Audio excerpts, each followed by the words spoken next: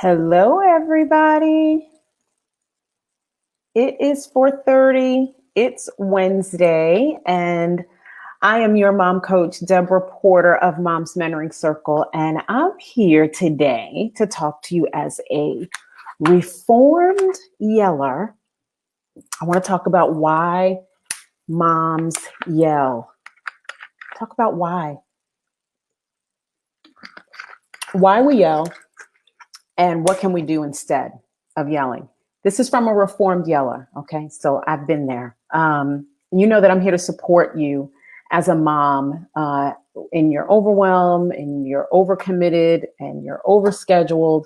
And really, my goal is to support you in doing the things that you still love and you still want to do, and to remind you that the girl that you were before having kids still matters. That girl still has dreams and goals and things that she wants to accomplish. And so we can put that plan together, get some systems in your home so that the home is organized so that you can still go after those things that you love. So today we're going to talk about, why do moms yell? Why do we yell? And what can we do instead of yelling? But the first thing I want to do before we get into why we yell, I want to debunk a few myths. If you are a mom that yells, here are some of the myths we believe, and they are myths. One of the myths is that you're a terrible parent. You are not a terrible parent. You are not a terrible mom if you yell. You are not alone if you yell. That's another thing that we think, like, I'm the only one that yells. The mom down the street doesn't yell. Or our kids will even tell us, Miss So-and-so never yells at her kids. Well, you don't live with Miss So-and-so, so you're not sure. You live here. So you're not a terrible mom. You are not alone. Sometimes we even think that we can't help it. Well, if they would just, or they don't answer me or respond to me until I'm yelling, there's something going on there that we're going to talk about. And then the last thing is, we think sometimes that we've damaged them forever if we yell. We have not damaged our kids forever if we yell. Okay, so those are the myths that I want to get out the way. You're not a terrible parent. You're not alone. You're not the only yelling mom. I was a yelling mom. You can help it. We sometimes think, I can't help it. You know, if I talk nice, they don't do anything. As soon as I start yelling, everybody's doing what they're supposed to do. We can help it, and we still can get movement and get them to do what we need them to do. And then the last one is that they'll be damaged forever. They will not. Okay, so getting those myths out the way, I want to give you about 4 or 5 reasons why moms yell. And then I want to give you a few things to do instead of yelling. So one of the main reasons we yell, one of the main reasons that I was a yeller, is because I never felt like anybody heard me. I never felt like they heard what I was asking. I didn't feel like that they were moving, let alone fast enough, sometimes at all. And so I thought that if I would yell, then they would know that I was serious, and then they would hear me and they would listen to me. So I was trying to get their attention. I was trying to, get them to do what I needed them to do. But here's what I found. Part of the issue was I was talking to distracted children. So the first thing I did was I would make them give me eye contact when I was talking to them, because we know how our kids are fiddling with their phones, their games. It didn't matter what age they were. I would not give an instruction or talk about what I needed from them if they weren't looking at me, right? So the first thing was I needed to get their attention, and I wanted eye contact. When they were younger, in addition to that, I would always warn, right? I would give warnings. For instance, if 8 o'clock was bedtime, at 8 o'clock, I didn't say, okay, it's bedtime. Good night, everybody, in the tub, in the bed. Around 7:15, I would start giving warnings. Okay, in another 40 minutes, we're going to be preparing for bed. So if you're playing a game, I need you to start realizing that that game's going to come to an end. And I didn't give that instruction unless they were looking at me, so that I knew they heard me and I knew I had their attention. And then maybe at 7:30 or 7:40, I would say, okay, we're rounding the corner. We're 20 minutes from bedtime. I need you to shut the game down. So the idea of requiring them to do it now, to do it all right now, because I need it done now, is part of the problem. And part of that was my problem. My problem was delivery. I needed you to do it now. as opposed to setting some warnings or having some systems in place, right? And as opposed to saying, okay, you're washing the dishes tonight, you're cleaning the table. Nope, there was a schedule. Everybody knew what night they were washing dishes. Everyone knew what night they were cleaning the kitchen, making lunches. And it was already in the schedule that this is always done right after dinner. So I did not have to continue to give voice to it. I think sometimes our kids tune us out when we're constant. Well, you know what? Scratch that. I know for a fact our kids tune us out. I know mine tuned me out when there is constant instruction given. Need you to do this, need you to do that, go over here, do that now, do this for tomorrow. Here's what happens when you have systems and a schedule in place in your home. All you have to point them to is the schedule, the calendar, whatever, however you're using it. Y'all know that I'm a huge fan of the Cozy of the Cozy app. Excuse me, I need to get some water.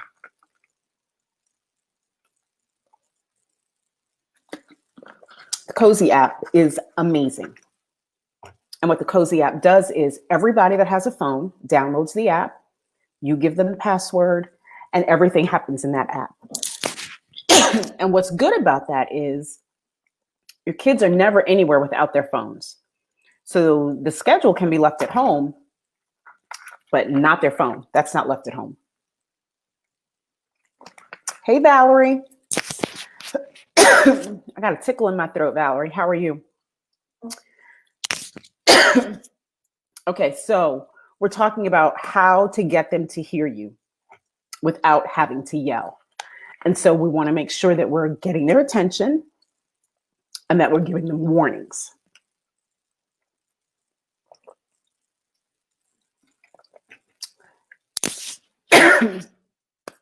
Okay, I think we're good.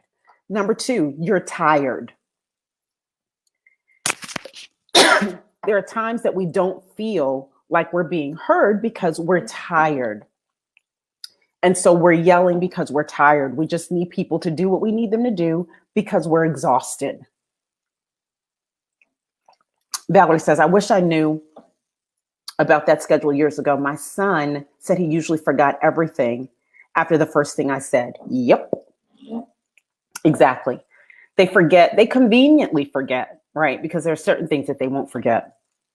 And so having a schedule and having a system and having it placed somewhere. I mean, for me, my kids are grown now, so there were no phones and stuff like that. So we had, a calendar of chores or events or bedtimes or whatever it was. Everyone had their own schedule and they knew when it had to be done. And so it did not require me to do a lot of reminding eventually. At first, before I put these systems in place, it was just me, yada, yada, yada. And it's like the Charlie Brown teacher, wah, wah, wah, wah, wah. At some point, they don't hear you. And so when we're talking about reasons why we yell, the first reason was because we don't feel heard. Get their attention. If they're young enough, begin to give them warnings as opposed to, okay, we have to leave right now. 40 minutes out. Okay, we're going to leave in about 40 minutes. So in about 20 minutes, when I give you your next reminder, I need you to start shutting down your game, getting your shoes. Like, I need you to start moving. So give them the moments and the time to prepare and get to where you want them and what you want them to do. Second reason we yell a lot, we're tired. Now, I don't know if I did it here or in my group. You guys can join the Facebook group too, by the way, Habits of a Confident Mom. I think I did it in the group. I did a 4-week series on nourishing yourself, SELF.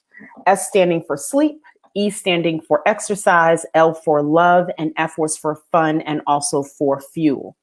And so the first reason is we don't feel heard. Thank you, Valerie, for putting that up. The second one is we're tired. And we're tired because of a lot of reasons. Right now, we're tired because we're doing everything. We're working. As my friend Rashonda Pratt says, she's the assistant principal. She's the lunch lady. She's the nurse. She's running her own business. So there's a lot, right? We're doing a lot. And so we're tired. So especially with everything on our plates right now, sleep needs to be a priority.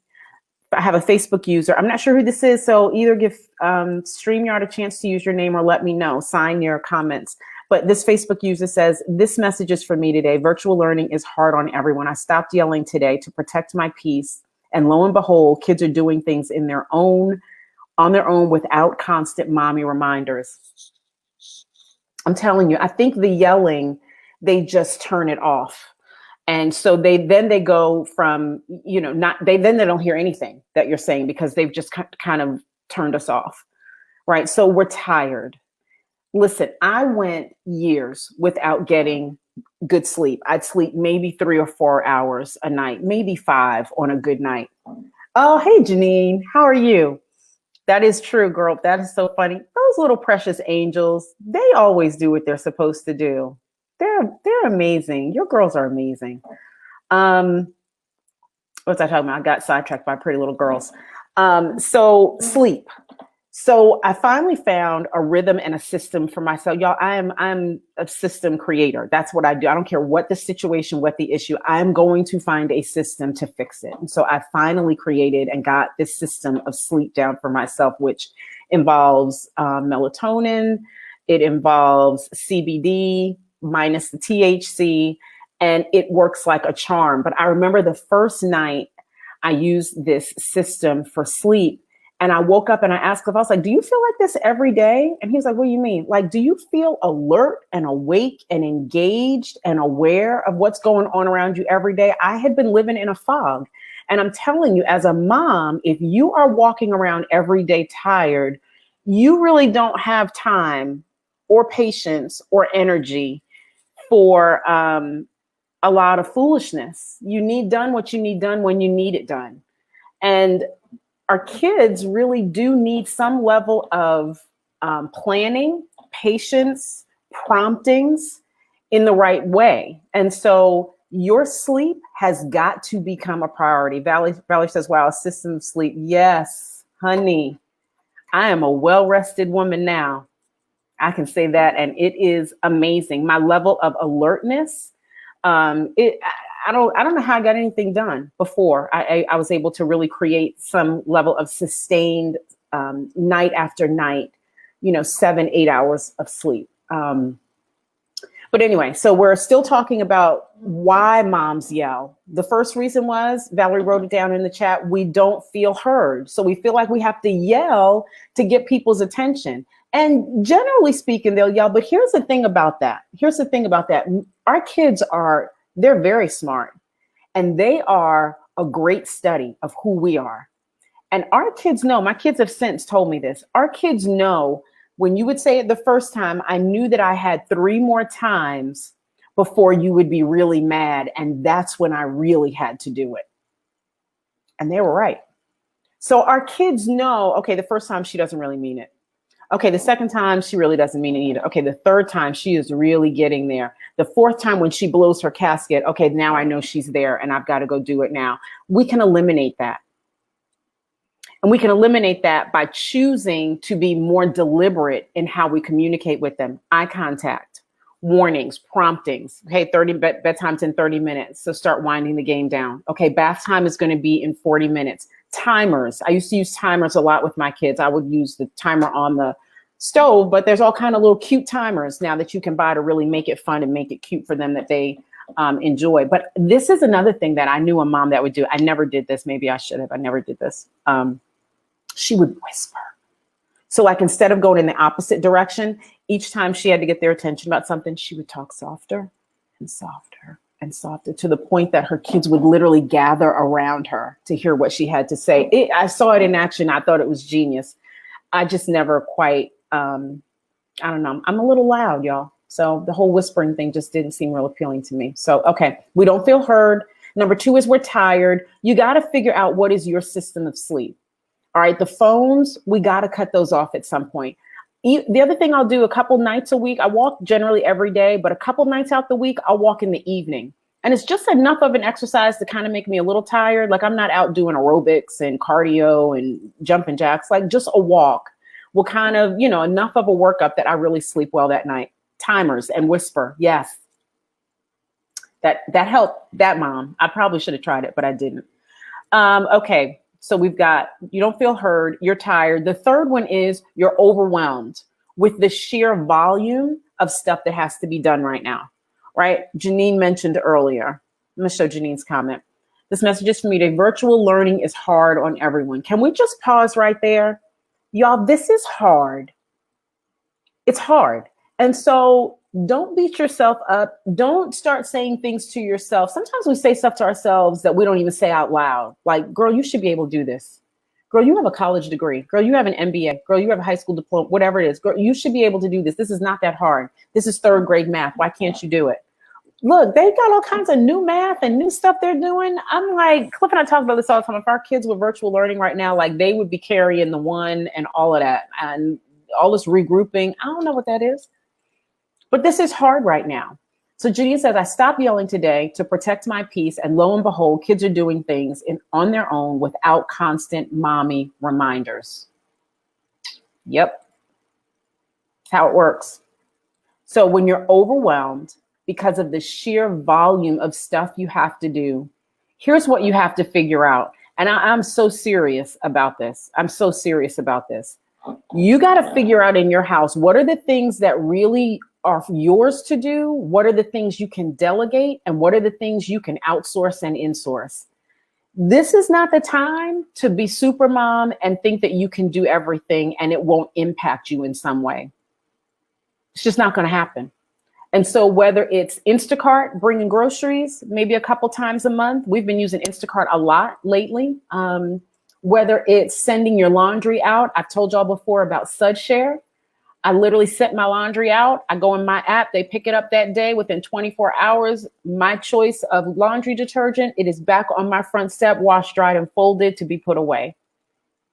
For your children, if they are 4th grade and above, they can be taught to do their own laundry and should be. There is no need for you to feel like I have to do it all. I'm the short order cook. I'm the lunch lady. I'm the nurse. I'm all the things. You don't have to be all the things. And there are some times that some things just have to be let go. Okay. So you normally change your sheets every week. Okay. This week you didn't get around to it. Okay. Okay. It's the same people sleeping on the sheets. So it's not that big a deal. Okay. It's okay. It's okay. Give yourself a break. Do the things that are that are for you to do. Begin to outsource and insource the other things that are not for you to do. Engage and involve everybody that's in your home. Everybody.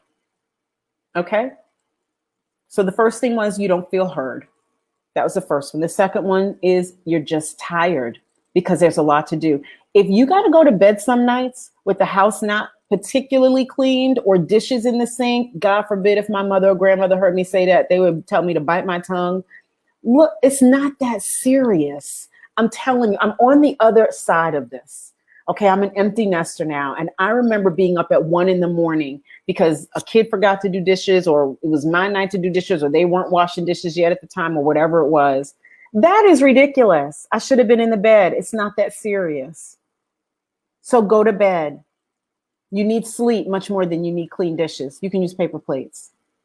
You're overwhelmed because of the sheer volume of stuff that has to be done. And here's the other thing that we do sometimes. We convince ourselves that we're the only ones that'll do it right. So we have to do it. Well, I'm the only one that knows how to fold my towels, and I only want my linen closet to look a certain way. Y'all know I've used my linen closet before, but it can be anything. It can be whatever you're trying to convince yourself of, that I know how to do it right. I do it the right way, so that I need to do it. Hogwash or phooey, as one of my friends said on the phone the other night, that's just phooey. It's not that serious. On the other side of it, you'll realize it's not that serious. We don't have to be in control of everything. I am a reformed yeller and a reformed control freak. I am both. And I felt like I had to have my hands in it all. And I didn't. And neither do you. Neither do you. We have another comment. Valerie says, some things just have to be let go. It's okay. Do what you can and outsource. Bingo. It's really okay. Your kids will still have a great childhood. They won't bring that up, I promise you. Here's the other thing that we do. We neglect ourselves. Yep. We neglect ourselves because we think either it's selfish, or we think that I just don't have time for self-care right now. I just don't even have time to take care of myself. Listen, you don't have time to not take care of yourself. There is so much on our plates right now as moms that if you're not good, how will you manage getting done all that needs to be done? How will you manage without yelling, without being impatient, without being tired, without being overwhelmed? If you are not in the right frame of mind and in the right place, how will those things get done with any level of excellence? And so neglecting yourself may mean literally rolling out of bed right when you need to jump into everything that needs to be done for the day. Rolling out of bed 2 minutes before you have to get the kids up. See, if you're going to bed at night and if you're getting some sleep, getting up 30 minutes before everybody else is like a gift. I used to have my quiet time every morning in my closet because if I left out of my room, I swear my kids would wake up at the sound of anything. And my bedroom door was squeaky. So I would literally go into my closet with my Bible, with my journal, sometimes with a phone, because some friends and I, we would have early morning, like 6 a.m. We would do like prayer calls or something a couple mornings a week. But find that place and that time that is just yours. Do not surrender it to anybody. It makes a difference. Set the intention for the day. Start the day there. Don't start the day in the kitchen. I know for some people, it's like, my day hasn't started until I have coffee. I get that.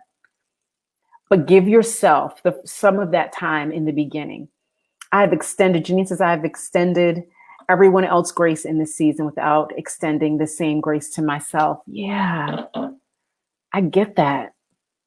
Like, you're the best friend, the best neighbor, the best parent when it comes to, giving the teacher some grace because, maybe something happened with the Zoom. Listen, you deserve all that. I had somebody tell me the other day, or maybe I saw it on Facebook. Somebody said, treat yourself and talk to yourself like you would your girlfriend, right? You would tell your girlfriend, girl, give yourself a break. Talk to yourself like that. She says, I wake up every morning at 5:30 to do a 6 a.m. Zoom call. That is my time. Absolutely. Absolutely. Find that. For some of us, we're night owls. So maybe that time is going to be in the evening. If you can get both, that's ideal. Because I've always found that starting my day with time for myself, I was always better that day. I was always centered. I was less likely to flip a gasket and kind of go bananas over stuff. Zoom boot camp. Oh, Janine, that sounds interesting. Inbox that to me. I need some kind of boot camp in my life. These COVID pounds are like, COVID's not over. We're not going nowhere. But send that to me, Janine. I'm interested. All right. So we're talking now about neglecting yourself by not making yourself the priority. You're not one of the many priorities. I don't like that word, plural priorities. You're not just one of the many things that have to be handled in a day. You are the priority. And I don't mean this in a selfish way. And I don't mean this in a you're better than everybody else way. I mean, if you're not good, I don't know how you're going to accomplish and handle all of the other things that are on your plate. And I'm only talking about the stuff you know about. We all know as moms that there is a wrench coming out of left field at some point that we didn't even plan for, that we had no idea was happening. It may be a kid throwing up on you. It may be a kid getting something like a Barbie shoe up their nose. I'm not going to really give a name of what kid did that and how we had to go to the emergency room. That was not on the schedule that day. I was not planning on going to get a Barbie shoe from out of a kid's nose that day. Not on the schedule. Like, you don't even know what you don't know. So the idea is, come to the day as best prepared as you can for what you know about. Because when those other things kind of come out of left field, you've got capacity for it. You've got capacity to be able to handle it and to be able to manage it, because I guarantee you something unexpected is coming. So I can guess who. Yes, I'm sure you can guess who. Whoo-wee, I got some stories, as we all do. But yeah, so we were, I was cooking dinner. We had Bible study that evening, and this child comes in and says, Mommy, I have a Barbie shoe in my nose and I can't get it out. And so, at some point you just want to ask, why did you put the Barbie shoe up your nose and not on Barbie's foot? Like, I just don't even know. You're looking at this shoe and it makes sense to shove it in one of the orifices. And I don't know. I don't even know. So, we got it handled. It was easy, but it threw a wrench in the day. It threw a wrench in the evening. So on the way home, we had to stop at, I don't know, McDonald's, Chick-fil-A. We stopped somewhere and got dinner because cooking dinner was out at that point. Okay, so those are the first 4 things. Let's go through those really, really quickly. You don't feel heard. You're tired. And I've been there. I've been the kind of tired that I probably couldn't even recite my address if I had to. You're overwhelmed. And we're all overwhelmed right now. This is hard. The COVID numbers are going back up in many states. And so as we're approaching the holidays, we're now having to figure out, what are we really doing? And so we top that with now neglecting ourselves, right? So we top it with that. Here's the thing.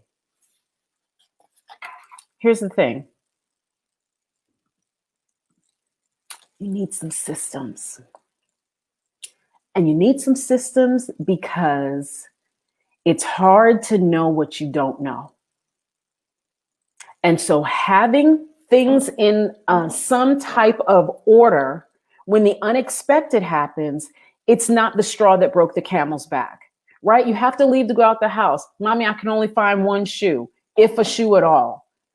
You can't find your keys. You can't find the phone that you're actually holding in your hand because you're yelling for everybody, get in the car, get in the car, get in the car, right? You're running late, right? So here's the thing. How about you have routines and systems in your home? So when people walk in the door, shoes always go a certain place.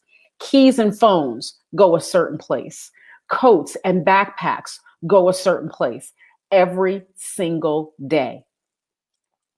So we're not wondering, are the shoes upstairs, downstairs, basement, bedroom, bathroom, living room, garage? Where are the shoes? Where's the backpack? Where we put the backpack? Having a routine where things go in a certain place. I tell people, my kids, my husband, all the time, everything has a place. And the home runs much better if we use it in the same place. Like, what drives me bananas? I know that the scissors should be in the right-hand drawer, but someone will use them and put them on the other side. It drives me bananas because the scissors go here. That way, every time we need them, we know where they are. Valerie laughs and says, okay, number 4, you are neglected. So you need some systems. And those are not difficult to put in place. Sometimes in the midst of living life, it's just hard to even see the forest for the trees. It's hard to even be able to say, what does that look like? For me, because my background, in my other life, I was a criminal investigator. There were a myriad of systems that were in place on how to take crime scene photos, how to file a report. As a probation officer, there was, this, as once a paper hit your desk, there were these steps that before it made it to your outbox, there were certain things that needed to be done. So I don't know if I've created systems now in my life because of that job or those jobs, or if I was drawn to those jobs because they were system oriented, and that's how I'm oriented as well. But either way, it just allowed me to be able to take some of what I did in those jobs and then implement the idea of that in my home. Valerie says, yes, I definitely have some home routines. They make all the difference. Hey, Audra, how are you? So which number are we on? We're on the you need systems. That's what we're on. You need systems. And so if you plan ahead for what you do know needs to be done, when those unexpected things happen, it's not like the end of the world or the straw that broke the camel's back. But if you're already stressed because you're running late, because kids couldn't find their stuff, you couldn't find your keys and your phone, everybody's running to the car half dressed. Look, we've been there, okay? I'm not even talking about stuff I heard about. There have been times where children were getting dressed in the back seat heading to school because we were running late. And because they couldn't find X, Y, and Z, and I just thought, I can't live like this. Cannot do it. Will not do it. So the idea of having the systems in place made it so literally we're just out the door right when we're supposed to be. So there's no need for yelling. Why can't you find your stuff? Where's your stuff? Like, nobody wants to start their day like that. Nobody wants to start their day like that. And I remember there were mornings when they would leave out the door and I would cry because I would be like, oh my gosh, that's a horrible way to start the day. I have to do better. There's not a lot. I can't go with them to school. So I can't, help them with how the day develops. But I can do a couple of things. I can give them a decent breakfast, and I can send them out the door with love, hugs, and encouragement, and not. Nobody wants to start their day like that. And so the systems freed me and allowed me to be able to take a minute, start my day by myself. So when they get up, I'm already up, very much awake. I've had my quiet time. I'm alert. I'm engaged, as opposed to we're all rolling out the bed at the same time because we overslept. So here's the goal. The goal is to plan ahead for what's known, the known frustrations, so that the unknown and unexpected won't just pile on top of the frustrations that you're already managing through. And if this sounds like how does this happen? How can things go smoothly? It's possible with a few systems, not really difficult. So here's what I'd like for you to do. Join us in the group, the Facebook group. It's called Habits of a Confident Mom. Because there's some stuff in there that's going to support you. There is a 4-part mini series that we did on nourishing yourself. There is a free ebook over there on the 7 habits of a confident mom. And I will be doing what I did last fall, how to create morning and evening routines. Those systems are very important, especially now. And let me tell you this, the best morning routine starts the night before.